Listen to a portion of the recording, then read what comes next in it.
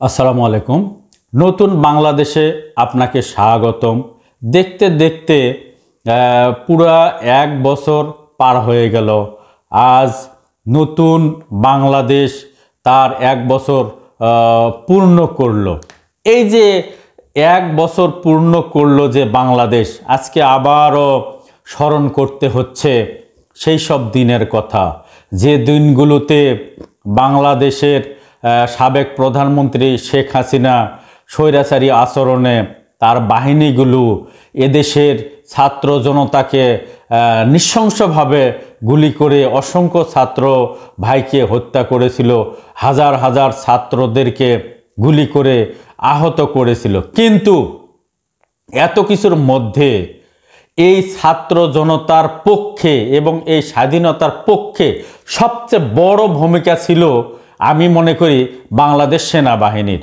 কারণ হচ্ছে সেনাবাহিনী এই নতুন বাংলাদেশ গড়তে, স্বৈরাচারীর হাত থেকে বাংলাদেশকে রক্ষা করতে সবচেয়ে বড় ভূমিকা রেখেছিল, এটা আমি মনে করি। এই জন্য বাংলাদেশ সেনাবাহিনীকে অসংখ্য অসংখ্য ধন্যবাদ। কারণ তারা যদি বেঁকে বসতো, তারা যদি শেখ হাসিনার কথা অনুযায়ী ছাত্র জনতার উপরে গুলি চালাতো, তাহলে কিন্তু এই নতুন বাংলাদেশ বা নতুন বাংলাদেশের যে 5 তারিখ, এটা কিন্তু হতো না। কারণ হচ্ছে সেনাবাহিনী ইচ্ছা করলে অসংখ্য লোককে গুলি করে ঝাঁঝরা করে ফেলে দিতে পারত, অসংখ্য লাশকে তারা গণকবর দিতে পারত। কিন্তু তারা স্বৈরাচারী হাসিনার কথা শুনে এই কাজটা কিন্তু তারা করেনি। তারা জনগণের পক্ষে ছিল। তারা জনগণকে বরঞ্চ পুলিশের হাত থেকে, তৎকালীন স্বৈরাচারী পুলিশ বাহিনীর হাত থেকে জনগণকে তারা রক্ষা করেছে। সেনাবাহিনী বিশেষভাবে শেখ হাসিনাকে বুঝিয়েছে যে না, ছাত্র জনতার উপরে এইভাবে গুলি চালানো ঠিক হবে না। কারণ ছাত্র জনতা সহ সাধারণ মানুষকে মারার জন্য সেনাবাহিনী কিন্তু নয়। এই কথাটা তারা কিন্তু শেখ হাসিনাকে বারবার বুঝিয়েছিল। শেখ হাসিনা এক সময় উত্তেজিত হয়ে সেনাবাহিনীর উপরে কিন্তু ক্ষিপ্ত হয়েছিল। তথাপি সেনাবাহিনী ঠান্ডা মাথায় সব বিষয়গুলো টেগেল দিয়ে শেখ হাসিনাকে এ দেশ থেকে বাইরে যাওয়ার জন্য সহযোগিতা করেছিল এবং জনগণকে একটা বিশাল স্বৈরাচারীর হাত থেকে রক্ষা করেছিল। এই যে নতুন বাংলাদেশ, আমি মনে করি এই বাংলাদেশের পিছনে সেনাবাহিনীর অসংখ্য অসংখ্য অবদান আছে। পাশাপাশি এ দেশের সকল কলেজ, বিশ্ববিদ্যালয়, সরকারি এবং বেসরকারি বিশ্ববিদ্যালয়ের সকল ছাত্রছাত্রীর বিশাল অবদান আছে।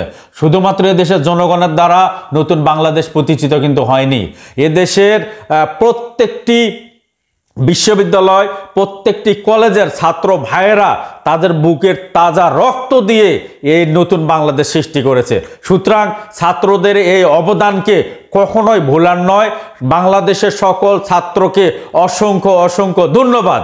আরেকটা কথা বলতে চাই, এই ফ্যাসিস্টদের হাত থেকে রক্ষা করার জন্য আরেকজন ব্যক্তি সবচেয়ে বেশি গুরুত্বপূর্ণ ভূমিকা রেখেছেন। উনি হচ্ছেন জনাব তারেক রহমান। উনি হয়তো সামনাসামনি সরাসরি কোনো পদক্ষেপ গ্রহণ করেননি, কিন্তু ওনার দিক নির্দেশনায়, ওনার নির্দেশিত পথে বাংলাদেশের অসংখ্য মানুষ এবং ছাত্ররা তারেক রহমানের দিক নির্দেশনায় গুরুত্বপূর্ণ ভূমিকা রেখেছিল। এবং তারেক রহমান আমি মনে করি ইংল্যান্ড থেকে অত্যন্ত সুকৌশলে বিভিন্ন ধরনের পরিকল্পনা কিন্তু উনি দিয়েছিল, ছাত্রদেরকে দিক নির্দেশনা দিয়েছিল। আমি যতদূর জানি বর্তমানে বাংলাদেশের একজন উপদেষ্টা মাহফুজ আলম, উনি বলেছেন যে এই নতুন বাংলাদেশের পিছনে বাংলাদেশ ইসলামী ছাত্র শিবির এবং বাংলাদেশ জাতীয়তাবাদী ছাত্র দলের বিশেষ বিশেষ ভূমিকা আছে। উনি কিন্তু সেটা স্বীকার করছে। আলহামদুলিল্লাহ, মাহফুজ সাহেবকে অসংখ্য ধন্যবাদ। অর্থাৎ এই বাংলাদেশটা কোনো একক কোনো সংগঠন, একক কোনো রাজনৈতিক দলের ভূমিকা নাই। এই বাংলাদেশ থেকে স্বৈরাচারী হাসিনাকে তাড়াতে গিয়ে বাংলাদেশের সকল রাজনৈতিক দল এক প্ল্যাটফর্মে এসে তারা কিন্তু আন্দোলন করেছে। এখানে শুধুমাত্র বাংলাদেশ আওয়ামী লীগ এবং জাতীয় পার্টি এবং আওয়ামী লীগের সহযোগী কিছু দল ছাড়া বাংলাদেশের সকল রাজনৈতিক দল শেখ হাসিনা তাড়াতে বিশেষ অগ্রণী ভূমিকা রেখেছে।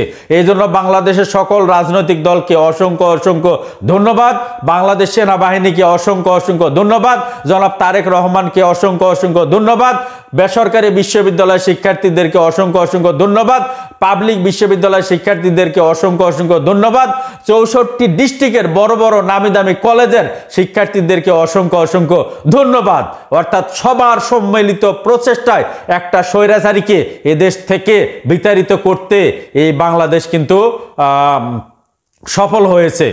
আমি আশা করব এই বাংলাদেশ জিয়াউর রহমান যে স্বপ্ন দেখেছিল খাল কাটা আন্দোলনের মধ্য দিয়ে এ বাংলাদেশ এগিয়ে যাবে, খালেদা জিয়া যে স্বপ্ন দেখেছিল যে বাংলাদেশ দ্রুত গতিতে এগিয়ে যাবে, বিশ্বের দরবারে মাথা তুলে দাঁড়াবে, এখন বর্তমানে তারেক রহমান যে স্বপ্ন দেখছে যে এই বাংলাদেশকে ক্ষুধামুক্ত বাংলাদেশ গড়তে হবে, দারিদ্র্যমুক্ত বাংলাদেশ গড়তে হবে, বৈষম্যহীন বাংলাদেশ গড়তে হবে, সকলের সহযোগিতা নিয়ে এই বাংলাদেশটাকে উন্নতির দিকে, সমৃদ্ধির দিকে বিশ্বের দরবারে দাঁড় করাতে হবে। এবং এখানে শুধুমাত্র একটি রাজনৈতিক দলের প্রচেষ্টা সফল হবে না, আমি আশা করব বাংলাদেশের প্রত্যেকটি রাজনৈতিক দল একে অপরের সহযোগী হয়ে এই দেশটাকে আপনারা সমৃদ্ধ করেন, এ বিশ্বের দরবারে বাংলাদেশকে শান্তির দেশ, সমৃদ্ধির দেশ এবং উন্নত দেশ হিসাবে উপস্থাপন করার জন্য সকল রাজনৈতিক দল, সকল ছাত্র সংগঠন এবং সকল সমাজসেবী সংগঠনের কাছে বিনীত অনুরোধ করে আমি আমার কথা শেষ করছি। আসসালামু আলাইকুম।